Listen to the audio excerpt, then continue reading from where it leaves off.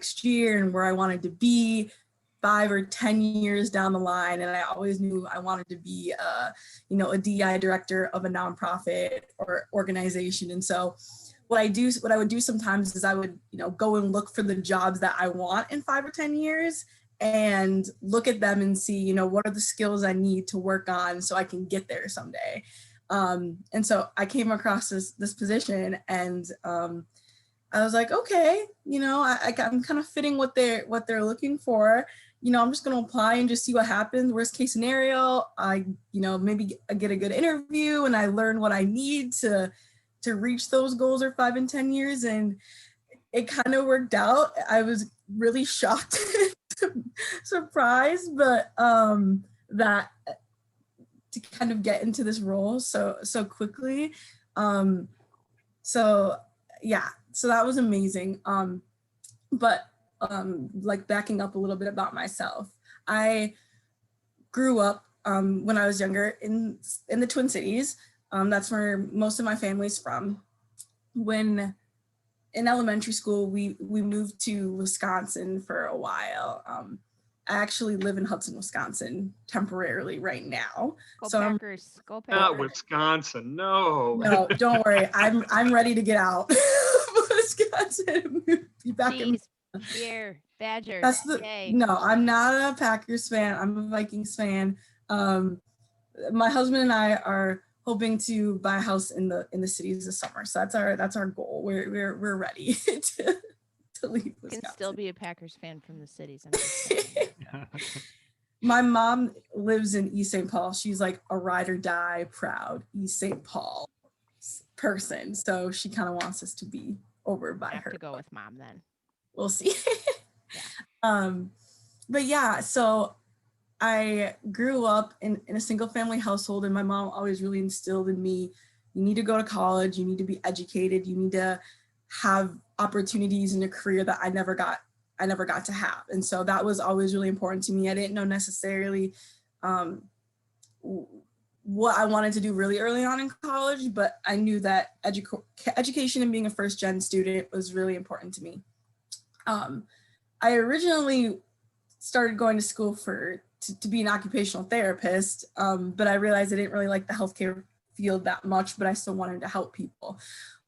So I did my master's actually in education and counseling. So I have a different background than a lot of people at the bar.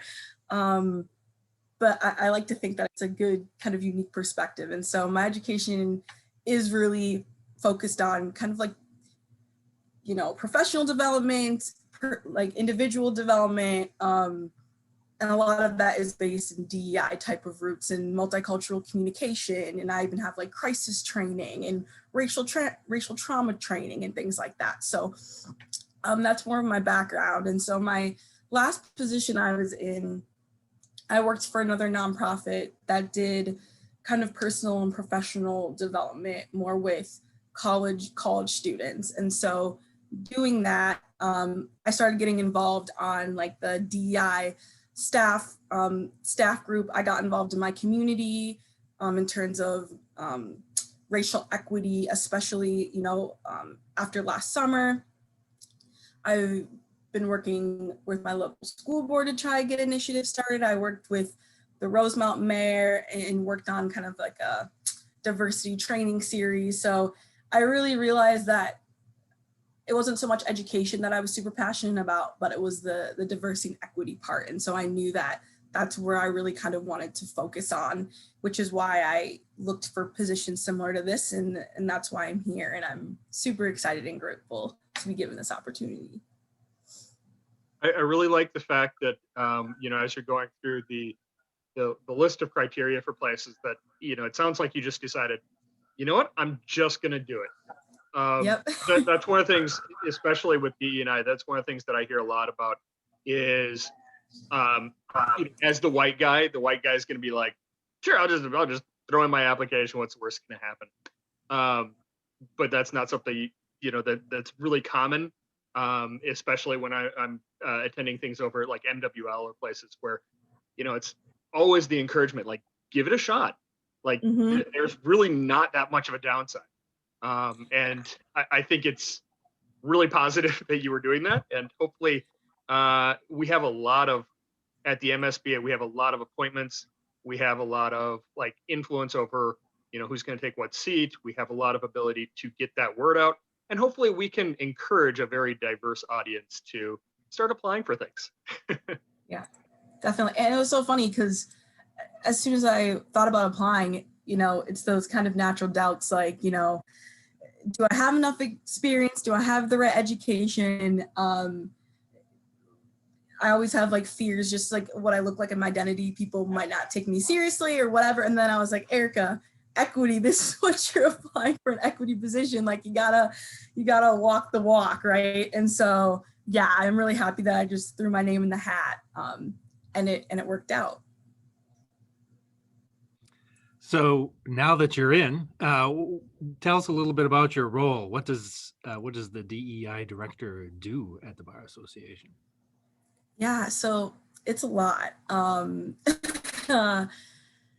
A lot of it, I would say a lot of it is just support. There's already like really great efforts that there's a ton of different committees and other organizations working on DEI efforts already. So I don't think my goal is to necessarily, reinvent the wheel because everyone's already doing a lot of great work. It's more supporting them, giving new perspectives, trying to bring kind of ideas together. How do we have an idea and actually go to implementation? There's a training type of part, so like an educational type of role that I have, and leading kind of staff discussions around DEI topics, CLEs, things like that. And then there's the more kind of advising, I would say almost role, working with individual committees. Essentially, what do you need? How can I help you? How I can support you? Initiatives around recruiting and retaining diverse members. So really any aspect of DEI that you can think of, I'm probably doing it in some capacity in addition to other community collaborations and things like that. So a lot of great things, and it's cool to be able to work on DEI from a lot of different perspectives, like both one-on-one and in groups and in organizations and in the community. So it's multiple levels that I get to work on and help with, which is great. So I know that you've only been in the role for a short time, which of course means you've only had a little bit of time to get a handle on everything that's going on. And considering that it's not just the MSBA, but also the RCBA and the HCBA that you're really helping with, what do you feel like you've been able to get a grasp of all of the different areas that your role touches? Yeah, and it's been really great. So Athena, who, as you know, is the outgoing director, she was amazing, and we met multiple times even before I officially started, which was great. She took so much time to walk through things and explain all these different levels, these different committees, your role as a liaison. And so on paper, I was like, okay, I'm ready, I'm prepared. I have like these lists of things. And then as you start to get into it, you're like, whoa, right? And when you actually get to start kind of like seeing and touching and feeling all of it, there's just, like I said, there's just like more levels. Like you walk into one thing and you think, you know what you're doing. And then there's all these other ideas that committees have, and you kind of just start diving deeper and deeper. So I'm definitely still learning, but I think I have a pretty good idea of where kind of the MSBA to HBCA to RCBA is with their goals of diversity, which I think is the important part. I'm really happy to see how important it is to the three organizations and that they all want to move, do initiatives, stop just saying we want to do this and actually moving forward with policy and trainings and events. So that was the most important thing to me, is that, everybody's ready to take that step and they're not kind of starting backwards in terms of, is this even important? Is this even relevant? So I was really happy to see that all the organizations were super welcoming and like, we're ready to support you and ready to tackle some of these initiatives. So Tara has one question.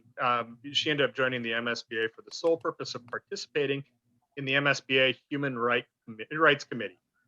Human Rights Committee has been disbanded. So the question that she has is, where do you see that there's a need? Where can she channel those efforts? What's the need? Where should she go with the MSBA? Yeah, so I know that the MSBA does have a diversity and inclusion council as well. That's like a little bit more broad. And I'm still learning of kind of how all of the committees and different sections function and what you need to be on them and all of that. So I'm gonna drop my email in the chat, and that's just for everyone. And so I can definitely get everybody, or if you reach out to me, I can get you more information about ways to be involved, whether that's a general, specific committee. I also know that even with, I'm working on a current program right now with HCBA.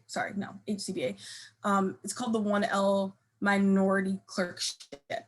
And so people could be on that committee where they're just interviewing first semester law students that apply to be in this program, and then we partner with employers in the area, and then they get paid clerkships for the summer. And so that's not necessarily a human rights committee, but you can be on that, which is really great because you get to interview all these students, you get to hear their stories, and you get to help them take the steps to, being in a clerkship. So I wouldn't say, I don't know a whole lot right now of other specific committees, but there's definitely other areas you can volunteer and be involved in that support kind of human right type of values.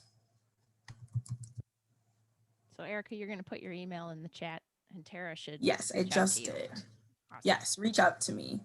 I think a lot of people, we like, I'm in the nonprofit sector, obviously, like we're always throwing around the term DEI, but I think a lot of people don't necessarily know what DEI really means. And I think a lot of people are they understand the concept of diversity, but maybe that equity and inclusion piece are some extra layers that people may not really understand what that means. Can you just give the elevator speech on what is DEI?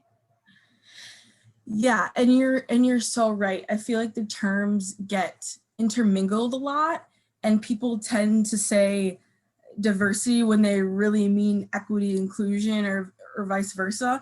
And even my role title got changed from it was previously, I think, just director of diversity, and it's now director of diversity, equity, inclusion, right? And I hear the term equality a lot too, that gets thrown in there. But I would say out of all those things, equity is the most important part. So diversity is really just embracing differences. It's not necessarily an action type of step because diversity already exists, right? So it's just kind of embracing, acknowledging there's differences in people. It's pretty simple. That's it.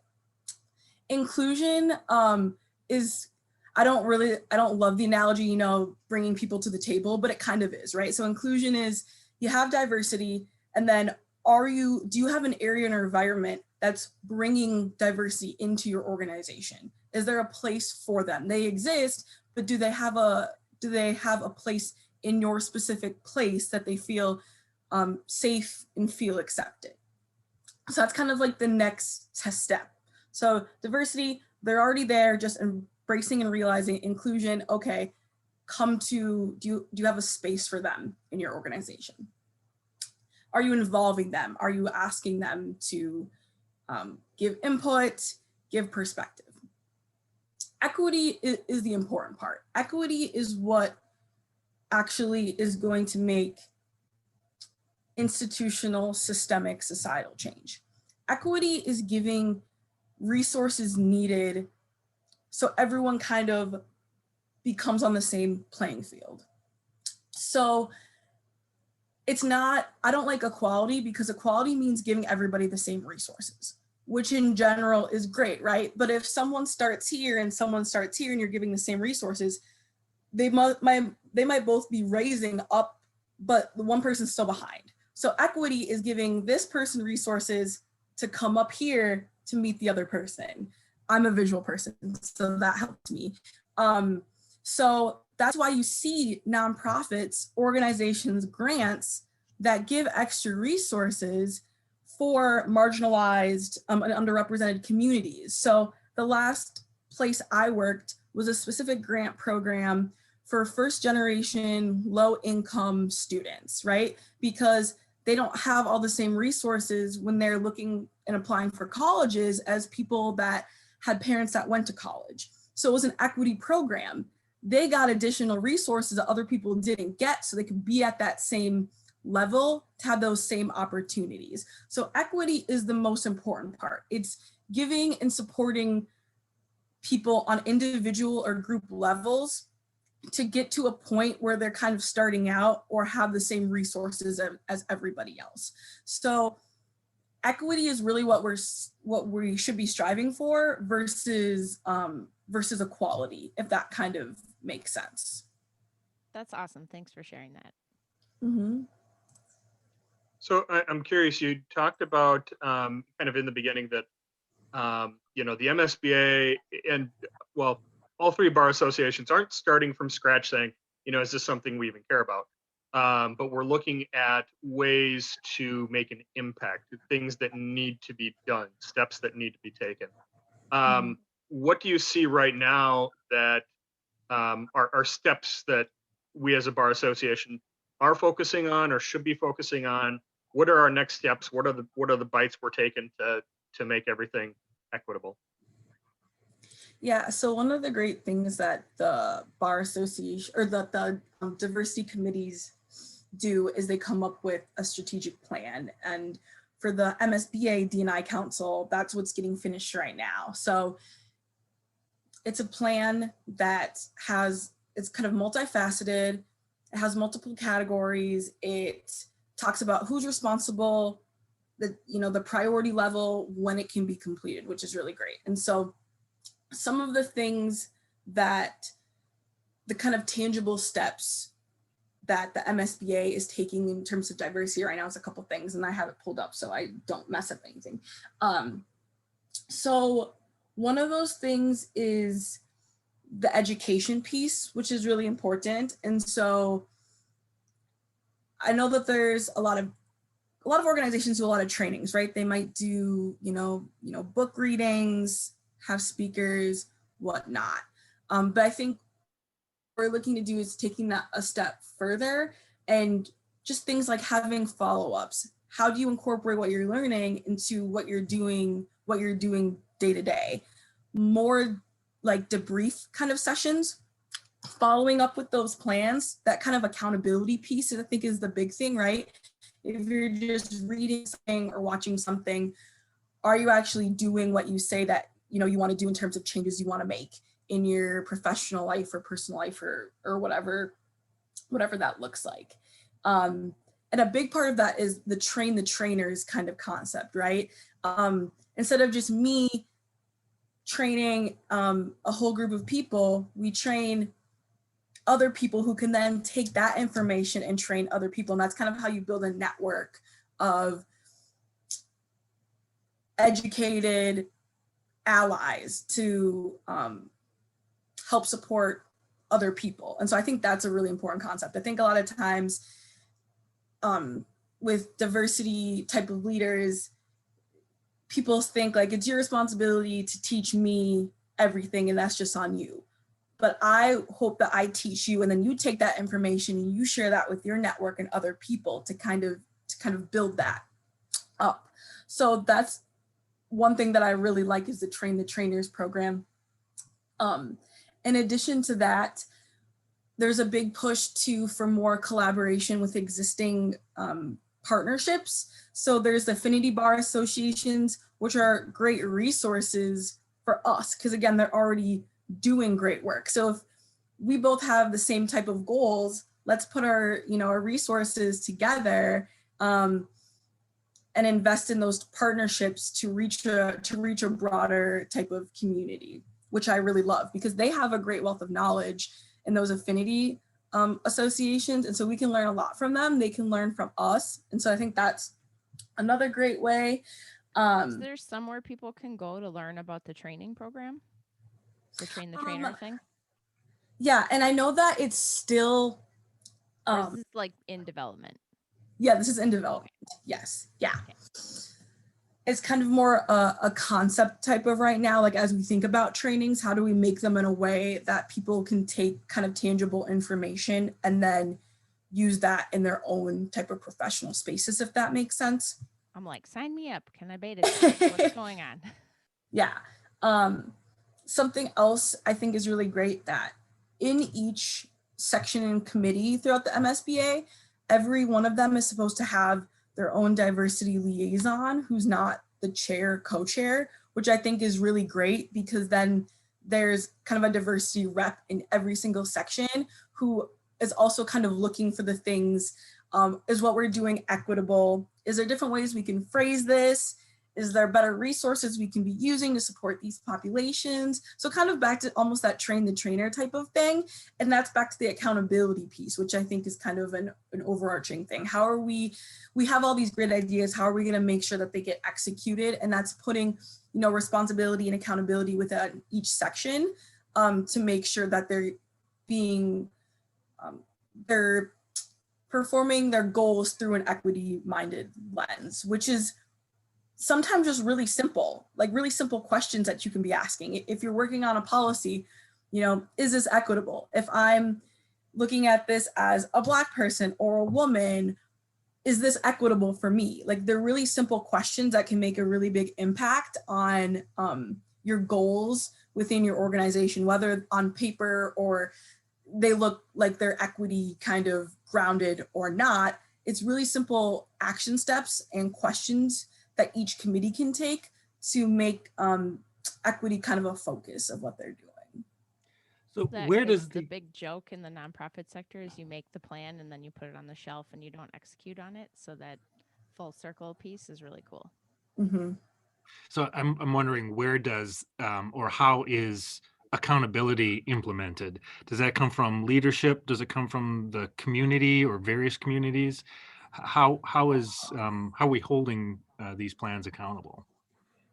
Yeah, so one of them is definitely, that's my role and staff role, to kind of be checking in and being like, hold on, we said that we were going to do this. Are we on track to actually complete these goals? So there is a lot of responsibility with the staff because we do recognize that all these committees and groups are volunteer and member led, right? And so not everybody can be at every single not everyone can be at every meeting maybe, or have the same exact investment. So, but I'm a constant. And so that is largely part of my role, is that accountability piece and asking those right questions and making sure that we're on track. And that's what's great about that strategic plan, because it does have, when is this supposed to be completed by? Whose responsibility is this? So you have documents that people agree to that say, okay,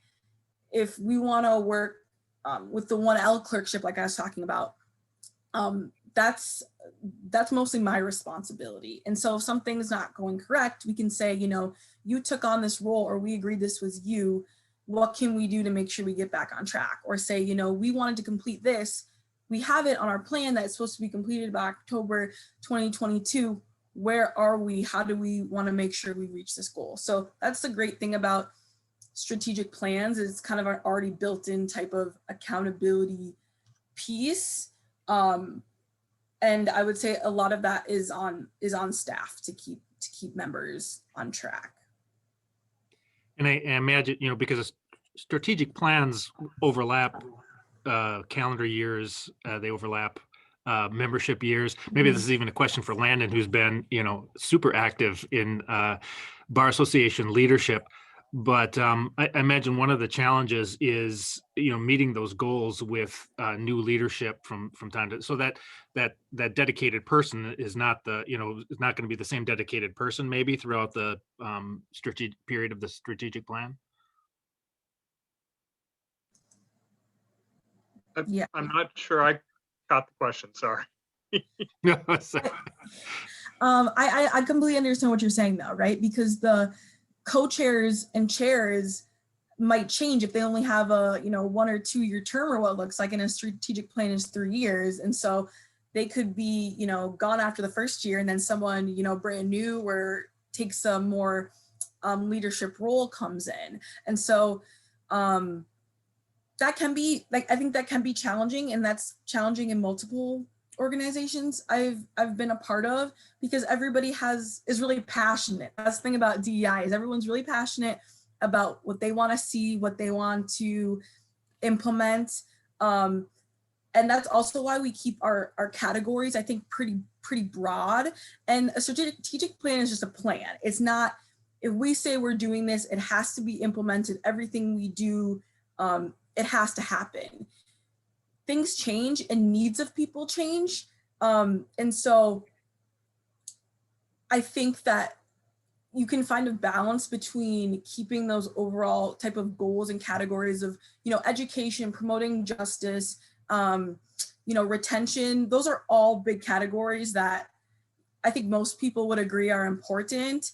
But if there's immediate needs of members that are changing, you have to kind of meet people where they're at.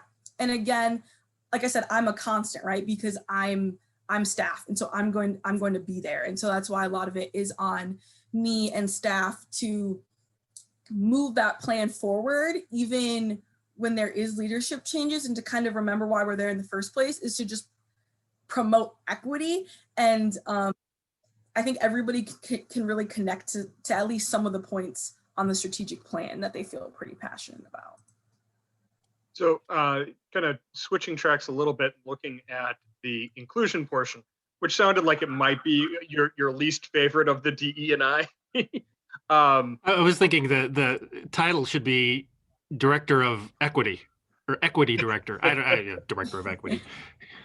Kind of switching over to that inclusion portion. One of the things that I mentioned at the beginning is, we have so many roles. We have so many appointments that the MSBA gets to have a voice in, that are not just at the MSBA level, but they're at the state level. They're, Minnesota Supreme Court committees. We have like Lawyers Professional Responsibility Board. We have a lot of places out there that we have a say in who's joining.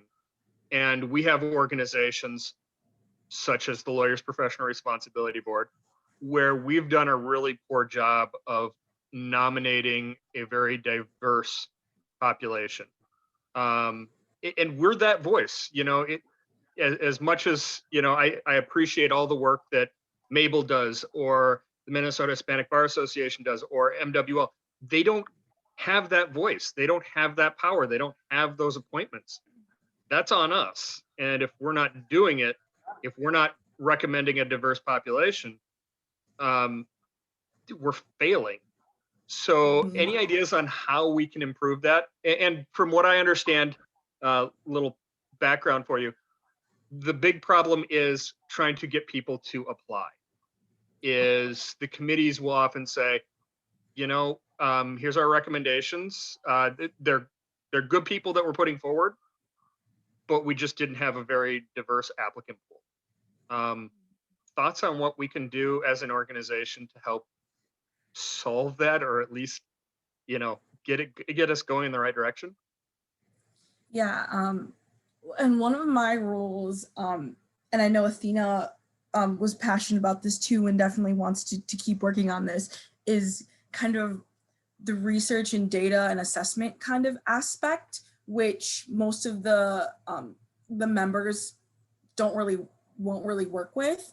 And so this kind of goes back to my counseling background, but I'm a why person. Whenever someone has a concern or question why something isn't working, it's the why, and keep going.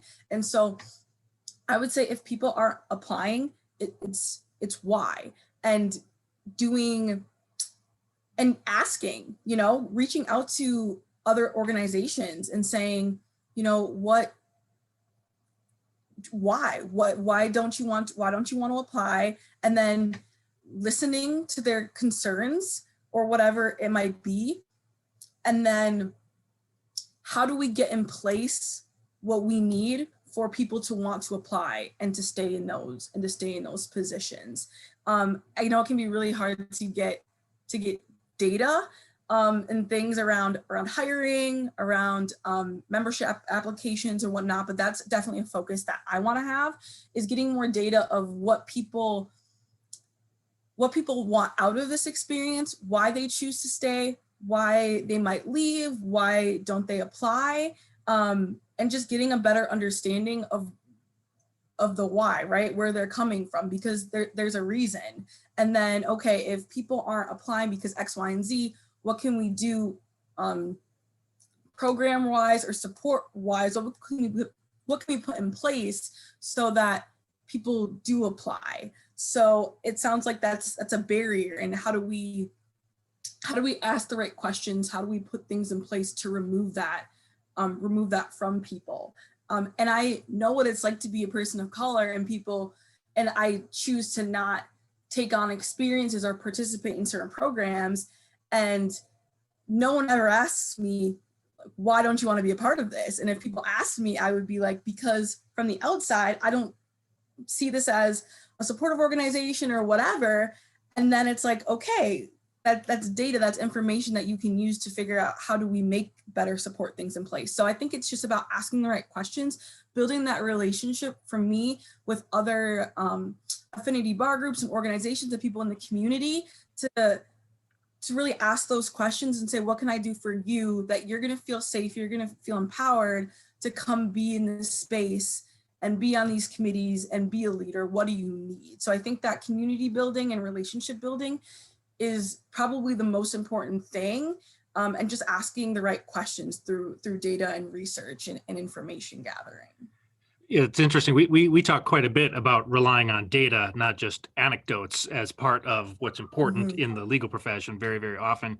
Eric, thanks, by the way, for posting in the hyperlink to the D&I strategic plan. I wonder if these strategic plans have a data gathering piece to it. I think anecdotes matter in this field. Probably, and I don't want to, and I think sometimes we even, and I hesitate to even say it out loud, overplay the reliability of data. But do the how I guess how do we in this field, not necessarily in how we're treating our clients, but in the field of DEI, how do we think about data gathering as a practice, and how is that, or should it be, incorporated into the strategic plans? Yeah, and so for DEI, qualitative data is important, but a lot of people don't want to take the time to do qualitative data because it takes a long time, right? To do interviews or get statements and then taking that and compiling it, and what do you do with it, whatnot. But from my research experience, that's the best you're going to get versus just quantitative data, right? And I think quantitative data throws people off because the last thing that marginalized people want to do, they don't want to feel like a checkbox, right? They don't want to be used as a checkbox in terms of, is the organization meeting these numbers of diverse applicants? Are you Black, Latinx, whatever, check the box. They want to feel heard. They want to be understood. They want their stories to be shared. And so I think qualitative data is really underused in DEI work, which is really frustrating because it's people's experiences, and hearing people's experiences are really powerful. And that's, I think, what gets things done faster than just having a survey of, X amount of people saying, I don't like this space. But once you hear people's stories and experiences of why and their whys and what they need and what they want from their organization, I think that's a lot more powerful. And it's just equity in itself for giving people their voice and their opportunity to speak. So I would love to utilize qualitative data more in this role. It is a lot more work, and people are a lot of times intimidated by sharing their experiences and not being put somewhere and they're, you know, fearful of being judged or ostracized or whatever, politics, whatnot. But I think that makes the greatest impact. And so that's what I hope to do more. But even really simple things like getting an understanding of what makeup our membership is of. I know that at the beginning, I know for the MSBA, at least I believe that every time you, like every year you remain a member, it asks you to put, there's some questions about like your race and ethnicity. A lot of people don't check that box.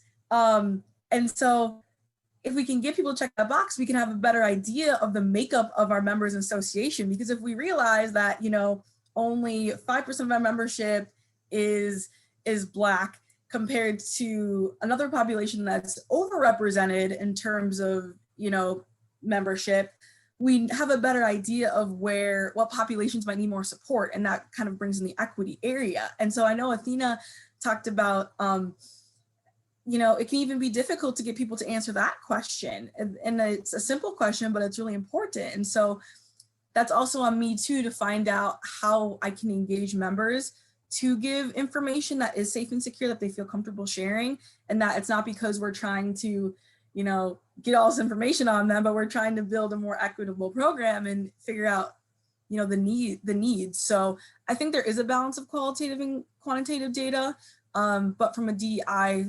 perspective, I would love to just have more conversations with our members and get more of that type of data collection to see what people's needs are.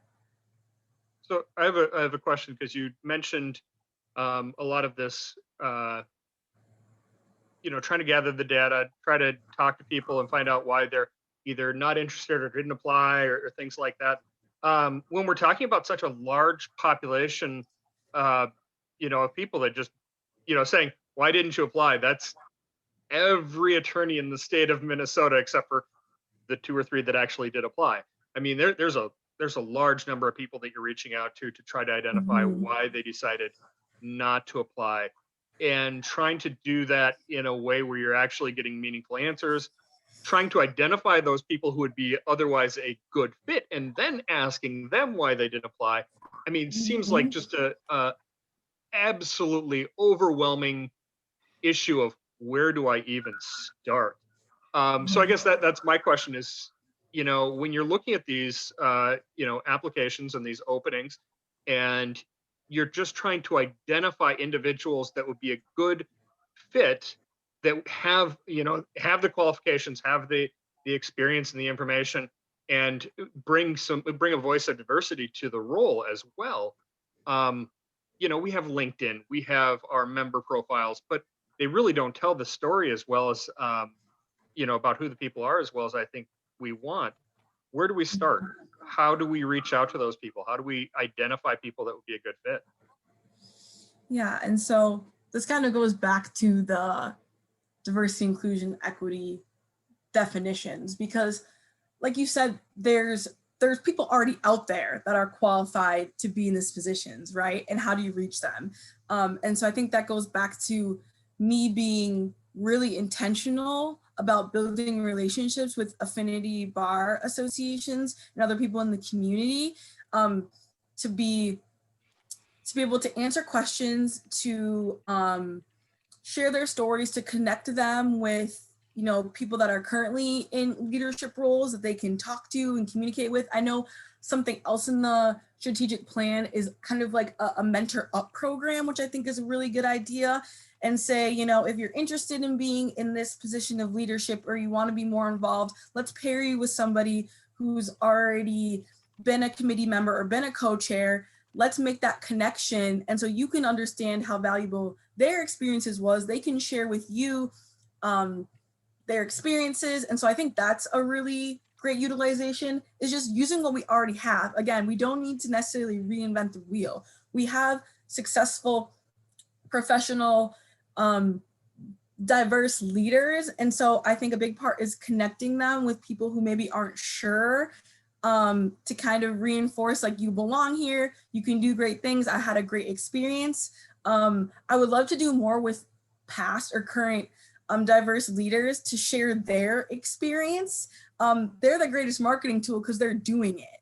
And so how do we tap into people that have already done great things so they can share their experience, and we can use those testimonials to show other people who might be more timid or might not be sure that, you know, they can be successful and they can be heard in those spaces. So I think it goes back to really simple but intentional means of communication and community building, but then also utilizing existing members that we have to tell their stories and make those connections in the community. And like you said, also, I'm really new to this space. And so it's not going to be, you know, next day, amazing type of, you know, transformations. But I think it's important to kind of take that first step. And I think the big thing is trust and building those relationships with people in the community. Even one really simple thing is I'm going to have like open Zoom hours during the week. So if anybody wants to just come talk to me or chat with me about any question, concern they have, they're welcome to do that. And so I think me being available and people just feeling like there's a place for them to go to be heard and be seen is, again, a really simple thing that can make a really big difference in terms of trust and building those important relationships. How do we find those Zoom hours? Yeah, I'm working on. I'm trying to figure out what days in the week. My second week, Mike. Give me a break. I'm sorry, but yes, I will. I will be making those Zoom meetings, and I hope to share them not just with MSBA, you know, staff, but with all the organizations and people in the community too that just want to talk to me about equity and how they can get involved in the associations, and or maybe I'm worried about so maybe being a person of color in this association. Is this a safe space? I want to be able to answer all those questions and bring those questions and concerns to others and connect people. And so really simple things like that is what I'm starting with. Things that can be already included into an existing structure. I think that's really important. I feel like a lot of times people think DEI has to be super complicated. There has to be a million different type of trainings and events in place, but I'm a big proponent of how do we take really simple things and build it into our current structure. So I have free time during the day. Why not have open Zoom hours where it's just like open equity talk and people can just come talk to me about their concerns or experiences? That's super easy to do and doesn't take any extra support or work. And so I always, like, in a new space, I like to first, what can I do that can easily be built into what I'm already doing to make changes more quickly. We have your email address too, so we can track you down. Yeah, that's true. Yes, you can track. We know how to find you. Yes. We're nearing the top of the hour, and I don't want to cut off the conversation, but I also want to give Erikka a chance to ask us any questions. There are 4 panelists, and everyone in chat is welcome to throw in an answer. Do you have any questions about the peculiarities of the legal profession that you've witnessed so far that you want to ask us? We'll often throw around some terminology at the, within staff. The other day I was referencing T14 schools and people are like, what the heck are you talking about? So you're not the only non-attorney staff person at the Bar Association. And I'm really excited to have you as coming from outside the profession. I think that's actually a great value. But without spoiling that idea, do you have any questions for our group? And it's funny that you mentioned legal terms, because my funny story, like right after I got hired, I went to Barnes and Noble and got legal words you should know. So I have my handy dandy, like, someone say a word and I'll like flip and I'll be like, okay, I know what a preliminary hearing is. No, so I'm prepared. I don't have super specific questions, but I'm just kind of more interested in what do y'all like most about working in legal field, and maybe are your career goals you have now really different from when you first started? You know, what were your original passions? I'm kind of more just curious about that. Great. Folks in chat, feel free to throw your answers into chat. Jess, do you want to take on that? Yeah, one? sure. I had to like chuckle. Are my career goals different now? Yes.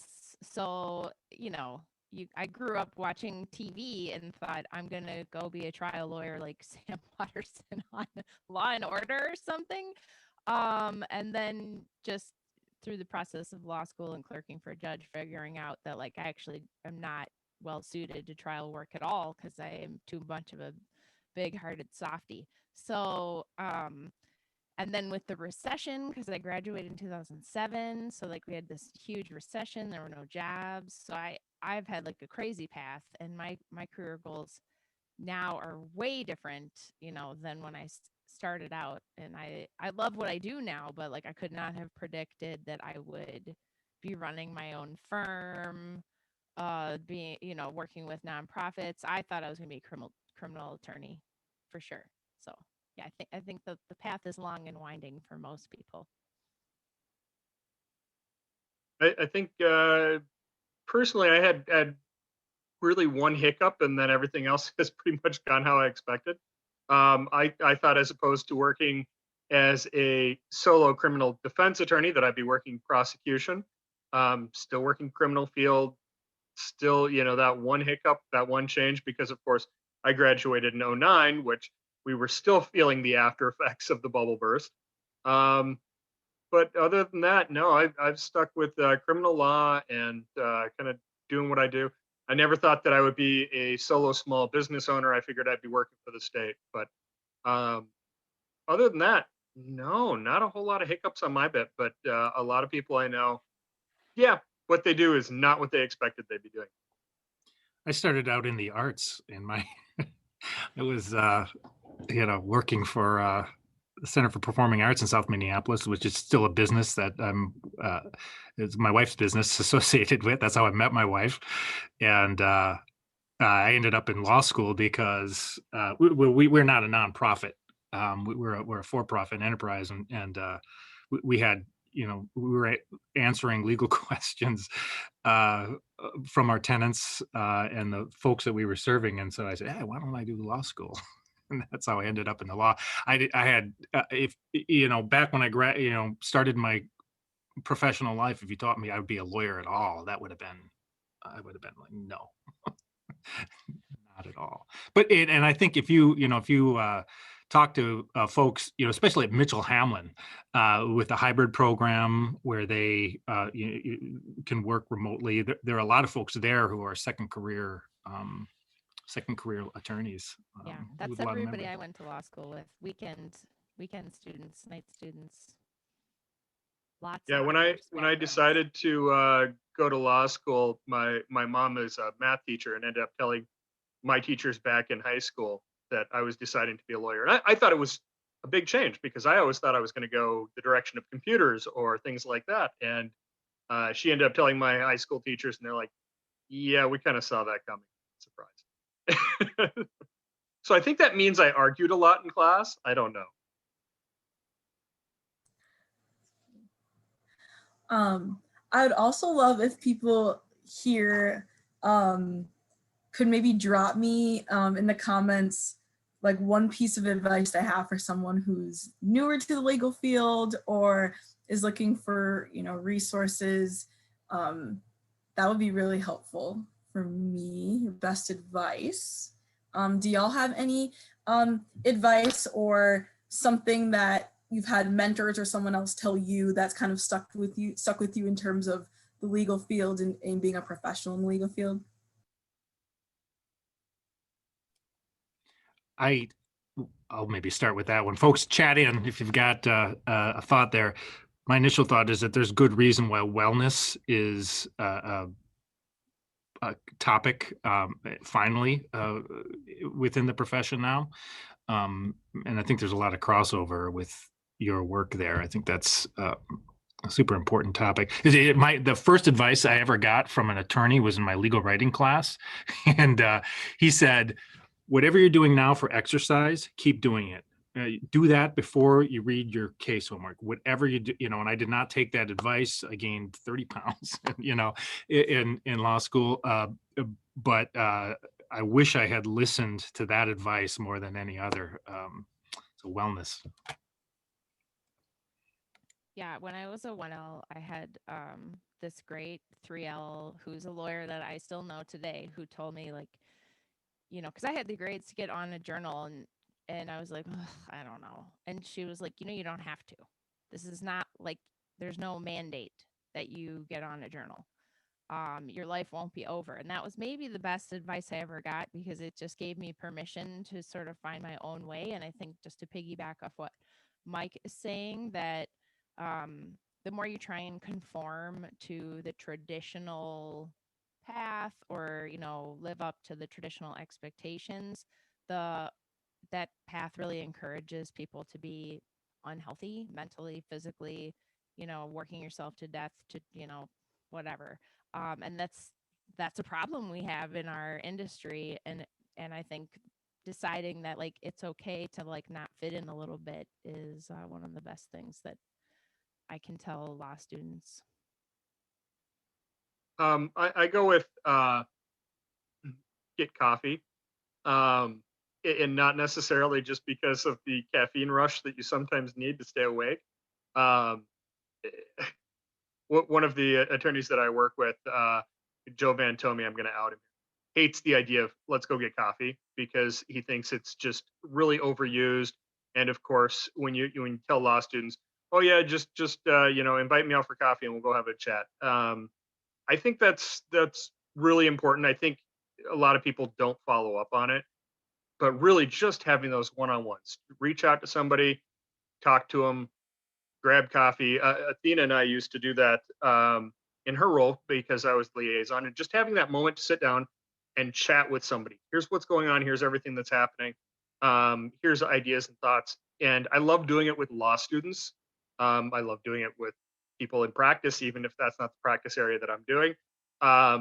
Because those connections and that all those interactions that you get, not only I think is it positive back and forth, just getting a chance to connect with somebody, but it also makes you think about this or that, or I never considered things from this direction.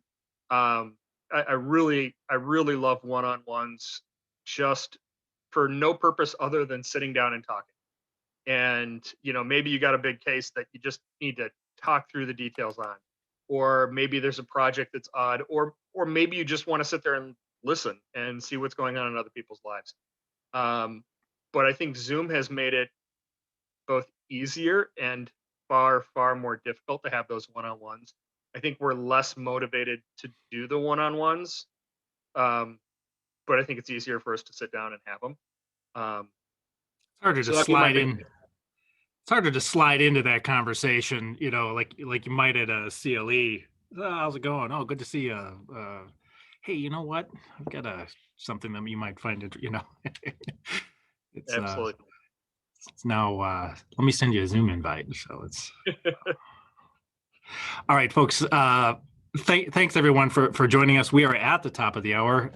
It is 9 o'clock, our hard stop. Thanks everyone for joining us. Welcome, Erikka, and thank you very much. I love this conversation.